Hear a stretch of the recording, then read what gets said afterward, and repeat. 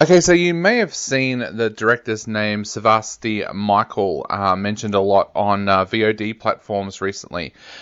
He's got this amazing deal at the moment where three of his films have landed on VOD in the last couple of weeks, and the first of his films that we're going to be taking a look at, because we're going to take a look at all three of them, is Original Gangster, and I have to admit this film was a lot better than what I expected it to be.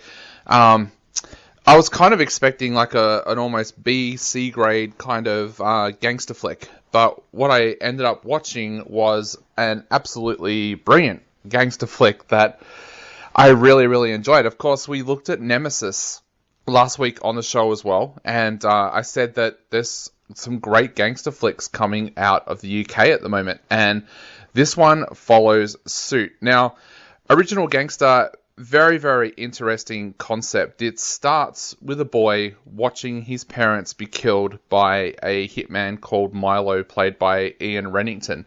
Now, Milo is supposed to kill both the parents and the boy, but he cannot bring himself to kill the boy. Instead, there's a really touching scene where Milo's almost asking for forgiveness after he shot the parents. And he says to the boy, "Never ever forget me, and never forget that I saved your life." Now, flash forward a number of years, and that boy, Castor, now played by Alex Mills, is a homeless guy. He's lived on the streets ever since that night. He drinks a lot, and he's just got a little bit of a feral side. He seems to, in one scene, he just picks a fight with a criminal in a pub and just glasses him, and then just starts a fight with him. And you kind of wonder what on earth is going to happen to this guy. He makes a living by doing robberies whenever he can, but still lives on the streets, even though he does have a little bit of money there now. At one point he mentions he's got like £1,000, but he still lives on the streets. Now, one day he picks the wrong person to try and rob. He picks a drug dealer to try and rob. That drug dealer then hires Milo to come and kill him. Milo recognizes Castor, and instead of killing him, the two end up becoming friends. But it's an awkward kind of friendship because Milo really doesn't kind of like the way that Castor acts around him. He makes some kind of homophobic slurs about Castor and the way he acts, kind of thing. But at the same time, Milo introduces him to his wife, Maria, played by Isabel de Rosa. And it's kind of surprising, and this is one of the things I love about this film, is that you expect Milo to kind of be a hero. You expect that once Castor comes back into his life that he's going to end up becoming this hero in Castor's life, but he's not. He is a lowlife. He is a wife abuser. We see him abuse Maria a lot, and that kind of divides Castor, because Castor doesn't like seeing what he does to Maria, but at the same time he feels that he has this union and that he owes Milo. Now, Milo, you pretty quickly realize this just wants to palm Castor off. Poor Castor kind of thinks that Milo loves him the same way as he loves him, but no, he doesn't. He just wants to palm him off. So he ends up introducing him to one of the British mob scene's most powerful figures in Jean-Baptiste Philippe, played by Steve Guttenberg. Now, he's not actually French. It's a name that he's taken on. There's a bit of a backstory there that Jean-Baptiste came to England after he fled the mob scene in New York of the 80s. Now, Steve Guttenberg does an amazing job in this role. He's unrecognizable. I almost wish that I hadn't known that Steve Guttenberg was in the film. I knew he was in the film, so I was looking for him. When Jean-Baptiste Philippe appeared, I realized that had to be Steve Guttenberg.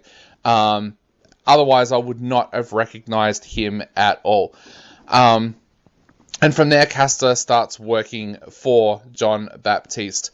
But this is a great little gangster flick. You absolutely love the characters that are in this. This is almost going into Guy Ritchie territory. I really think Savasti Michael, the director-writer, has done a brilliant job with this film. I love the characterizations of the different characters. There's even one scene in here at one point where I was kind of thinking, why is this bartender talking for so long to Castor. Like, it just felt like it was going to be an awkward scene, and then all of a sudden, the scene, you realize why it's there. Sebastian Michael has this brilliant way of writing the film in such a way that sometimes you think you are going to head into one of those awkward B-grade scenes, but it doesn't go into that. It ends up becoming something completely different.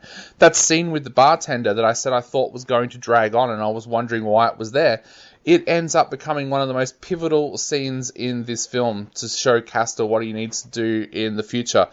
The other thing I love about this film is you never know what's going to happen next. You kind of get into this groove where you think, yeah, I know what's going to happen, and then all of a sudden there'll be this huge twist that Sebastian Michael has put in there that you do not see coming. There is a massive one in the middle of this film that just took this film to a whole new level for me. And it's one of the reasons why I ended up falling in love with the film. Now, I mentioned Steve Guttenberg's performance. I also need to mention here Alex Mills, who plays Castor. Now, Alex Mills has been making indie films in America, and of course appeared in the DC show Pennyworth. But here, this guy takes on a whole new level of acting. Anyone who watches this film can see that Alex Mills is going to be a star in the future. There's a whole James Dean kind of vibe to him throughout this film. He wanders the streets of London with his black jacket on, and there's just a whole James Dean kind of vibe about him. And he plays a difficult character because he plays a character that is a violent hitman. I mean, we see at one point here he goes into a building and shoots dead 7 people without even blinking an eyelid. And normally those kind of characters are kind of cold and you don't like them, but you like Castor in this film. You completely understand why he's ended up the way that he has. You kind of feel sorry for him in that he has this deep kind of love for Milo, and it's not felt the same way back. In fact, as I said before, Milo palms this kid off whenever he can. You like this guy. And it's weird because I actually think the name Original Gangster doesn't really fit the film, but I still love the film. You want to know what's going to happen to Castor in this film. You want him to be happy. You feel sorry for him. And Sebastian Michael has set that up so brilliantly well. I love the twists and turns in this film. So if you're looking for a great little gangster film to sit down and watch, then I would definitely recommend watching Original Gangster. This is one of those sleeper movies of 2021 that has probably seen the light of day because of COVID and like cinemas being shut still in some countries of the world. But it is certainly not a wasted film. If you've got some time, sit down and watch Original Gangster, a great little underrated gangster flick. I am going to give this one 4 out of 5.